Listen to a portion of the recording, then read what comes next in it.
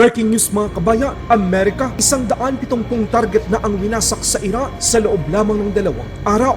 Nanindigan si President Trump na tuloy-tuloy ang opensiba nila hanggat magmakaawa ang mga lider ng Iran at lumagda sa napagkasunduang tigil putukan. Iran, hindi alam kung sino ang sumasalakay sa kanila, Israel o US ba? US F-35. Pinasok ang airspace ng Iran nang hindi ito nadedetect ng Iran Air Defense System. Bahrain at Kuwait, naglunsad na rin ng kanilang counter-offensive laban sa Iran. Department of National Defense Gibo Teodoro Jr. sinabing hindi magkakaroon ng anumang kooperasyon sa depensa ang Pilipinas at China. Ito ay dahil sa wala silang respeto sa teritoryo ng Pilipinas. Sa United Nations naman, nilampaso ng Amerika ang delegado ng Iran sa patuloy sa pagsisinungaling nito sa United Nations Security Council. Who's lying here? Is this Arab family in Bahrain in a residential neighborhood whose home was destroyed by an Iranian Shahed drone? Are they lying? Crown Plaza Hotel? Amerika, itinodo ang pagsalakay laban sa Iran. 170 target na sa Iran ang winasak ng Amerika. Pinakamahalagang maritime control tower sa Chabahar, Iran, ang kasama sa pinasabog ng US fighter jets. Sunod-sunod ang pag-atake ng puwersa ng Amerika na hindi kayang supilin ng mga sundalo ng Iran. Ayon sa Iran, hindi nila alam kung Israel o Amerika ba ang sumasalakay sa kanila. Ipinakita ng mga saksi ang matinding pagliyab at pagsabog sa loob mismo ng Iran territory. Nagbabala naman si President Trump na sa bawat isang pag-atake, 20 target ang magiging katumbas nito laban sa Iran. We just hit them very hard. And I say we hit up 20 to 1. Every time they hit us, we're going to hit up 20. And we did it last night. They did a little something today, but it was really retribution for last night. They hit actually 3 boats, not 2. And when they hit, we hit back much harder. Ayon sa mga saksi, labas-pasok ang mga eroplanong pandigma ng Amerika sa airspace ng Iran. Ayon sa larawan at videong kanilang ibinahagi sa social media, isang F-35 5th generation stealth fighter jet ang nakunan ng mga residente.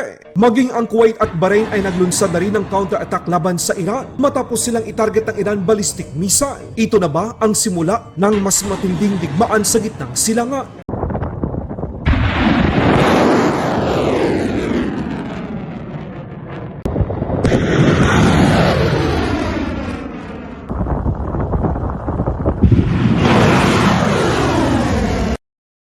Ipinahayag ni US Vice President Vance na kapag inatake ng Iran military ang mga pangkomersyal na barko sa Strait of Hormuz, ganito rin ang gagawin ng Amerika sa iba't ibang military target nito sa loob ng teritoryo ng Iran. Most of all, thanks to the troops, we came into the situation with maximum leverage and maximum strength. Their nuclear program was destroyed, their conventional military was destroyed, and you've got some people within the Iranian system who are saying, you know what, we want to change our relationship with the United States, we want to turn over a new leaf. And the president said, okay, we will sit down at the table and negotiate and see if the smart people in that system can take over from the crazy people. Well, here's the basic deal that we cut. The basic deal that we cut was, we'll lift our blockade if you stop shooting at ships. But if you shoot at ships, we are going to punch back, and we're going to punch back harder than ever before. That was the deal. They said they would stop shooting at ships, and what happened 24 hours ago? They started shooting at ships again. Now, they were good, they were well-behaved for about a week, but then they started shooting at ships. So the deal is very simple. If they shoot at ships, we're going to knock the hell out of them, and it's that simple, and that's the basic way it's going to work. Ang Israel naman ngayon ay naghihintay lamang ng kumpirmasyon mula kay President Trump upang maglunsad din ng bombing operation laban sa Iran territory. Sawang-sawa na rin ang Amerika sa kasinungalingan ng Iran. Sa United Nations, nilampaso ng Amerika ang delegado ng Iran. Unfortunately, the representative of the regime started his remarks today by saying, apparently, this council should not meet, should not speak. Let me remind you where you are. This is not Tehran. This is the United States of America. This is the United Nations Security Council. You will not silence this body. The representative goes on to say that the ambassador from Bahrain, the foreign minister, myself, and other members of this body are full of lies, that we're lying. Let me ask you, what here is a lie? Who's lying here? Is this Arab family in Bahrain in a residential neighborhood whose home was destroyed by an Iranian Shahed drone? Are they lying? Crown Plaza Hotel full of tourists? Are they lying? First responders whose headquarters were struck deliberately so that they couldn't put out fires? Were they lying? Is this hypocrisy? Is this what this council is here to denounce today? I asked the representative, are these lies? Are these photographs? Are these lies? I'd say not. Dahil sa pagiging irresponsable naman at sinungaling ng China, mahirap para kay Department of National Defense Secretary Gibo Teodoro Jr. na makipagnegosasyon o makipag-deal sa kanila. Dagdag pa ni Secretary Gibo, palabong magkaroon ng kooperasyon sa depensa ang China at Armed Forces of the Philippines. Dahil sa kawalan nito ng respeto sa mga teritoryo ng Pilipinas, gusto ng kalihim ng depensa ng Pilipinas na umalis muna ang mga Chinese sa West Philippine Sea. A few days ago, the president said it was unhelpful that China decided to sanction you, and in fact, it escalates tensions between the Philippines and Beijing.